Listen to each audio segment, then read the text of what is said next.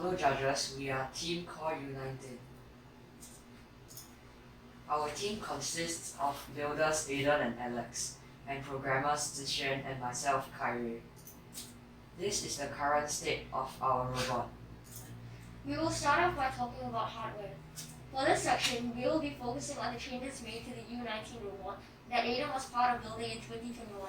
We understood the strengths and weaknesses for the robot, as it had both won the Singapore Open and the Asia Pacific competitions.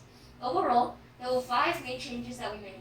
These are the changes. The claw bracing, using our ball bearings to weigh down the grab and lift mechanism. Changing the high friction element on the claw from the Lego rubber pieces to foam tape. Changing from an EV3 to a high-def color sensor in the middle, and making the robot look smaller. The first change we made was to replace the Lego rubber pieces with foam tape. While the Lego rubber pieces would work well with the ball and the cube were perfectly centered in the base of the claw, the grip was unstable, and the objects were not in ideal position or orientation. We figured out that the root cause of this was because the objects had different shapes, and using a hard claw would not fit those shapes well. Instead, we should use something that's soft and that can wrap around to fit the size of an object. We experimented with foam tape and found that the grip was more stable, as it would conform to the shape and object, increasing the surface area no matter how the object was orientated. With the foam tape, we can now pick up any object reliably, regardless of where it is in the globe. The second change is the color sensor. We changed it to a high-technic color sensor, as the range of the EV3 Lego sensor was not high enough. It would still sense an object even if it was not perfectly aligned. So, we used a high-technic color sensor as it had longer range and better color recognition than a normal one. One of the main problems experienced last year was the robot's width. In the Asia Pacific match in the slide, there are 2 sections where the line came close to the wall. In those cases, the robot was too wide and hits the wall repeatedly, either reducing the efficiency of the robot when it line tracked or entirely forcing the robot off the line. After realizing the issue, we changed the robot's width from 22 cm to 17 cm. We did this by reducing the amount of beams we use on a wheel brace, making just one beam wide. Additionally, we also changed the width of the claw, which we'll talk about next. Next, we'll talk about the weight of the claw. At first, the previous weight was too bulky. This led to excess weight for the robot, which was a problem as mentioned in the previous slide. Thus, we switched from ties to ball bearings. This to tilt the storage channels, allowing the balls to flow down until they were stuck. Moreover, the ball bearings were more compact than wheels. One major issue with the robot last year was that the grab and lift gears were splitting apart when the robot was lifting the balls. Despite it being temporarily solved by adding rubber bands, it was not a permanent solution as it increased friction, making it less reliable. We needed a better solution. Hence, we cross-braced the weakest part of the claw, ensuring that the gears always remained in contact when the mechanism was rotating. This proved to be a lot more reliable. Now, I will be talking about the claw. The claw is used for grabbing and lifting the live and dead victims and blue cube onto the sorting mechanism. We use a grab and lift claw as we are doing level 2 blue cube collection. The level 2 blue cube collection's deposit zone is 6 cm, so the claw has to lift the ball of blue cube high enough so it can be deposited. The claw is also used for funneling the items into the middle color sensor. Now, I'm going to talk about the downward facing color sensors. They are used for line tracking and green square detection.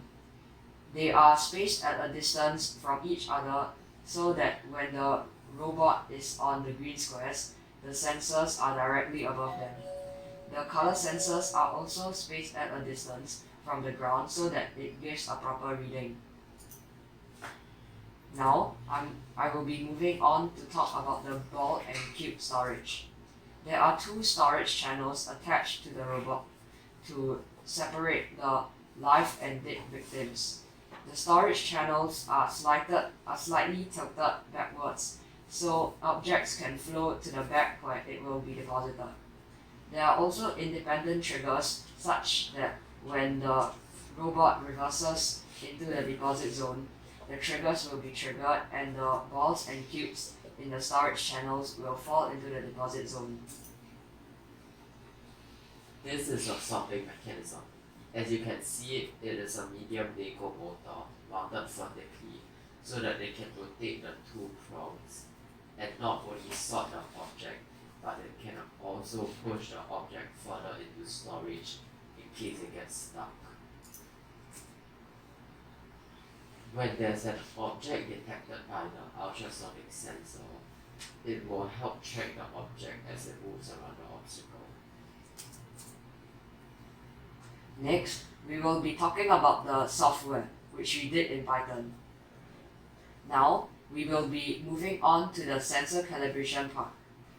Before calibration, both color sensors kept on returning different values even when they are sensing the same color. Thus, we added code so that the color sensor returns 0% when above black and 100% when above white.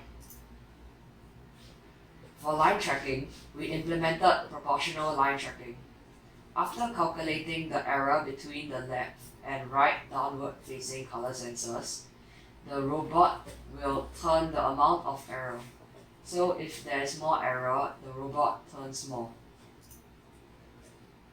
I will now be moving on to green square detection. Previously, the robot constantly mistakes the black line as a green square as both values are quite similar. Our solution was to increase the black threshold.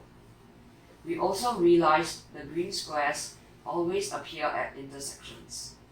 Thus, when both left and right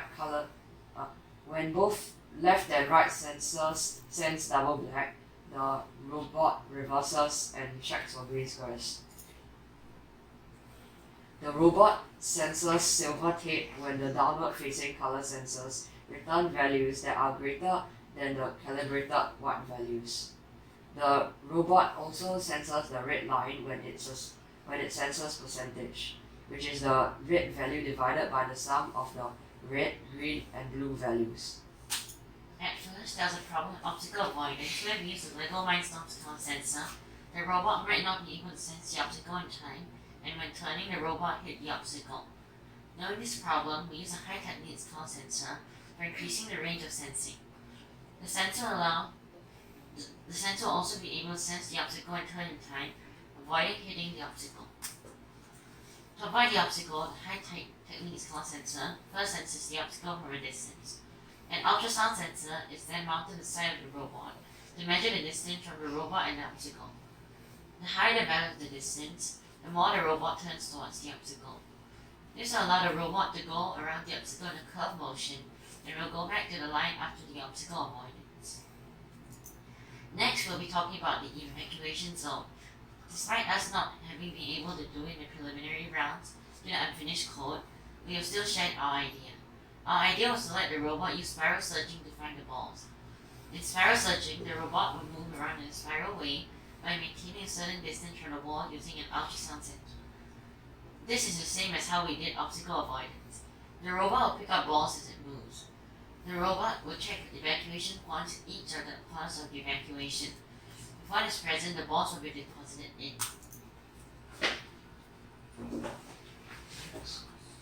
If the sensor senses white in front of it, it would pick the live victim up and salt it into the salting channel. And if the sensor detects black, it would pick up the dead victim and salt it into the salting channel as well. And if the sensor detects blue, it would pick up the rescue kit and salt it in the salting channel. The way we deposited the balls and cube is through a trigger mechanism. When the trigger is pressed, the storage tips backwards, allowing gravity to let them fall. Thank you. Thank you.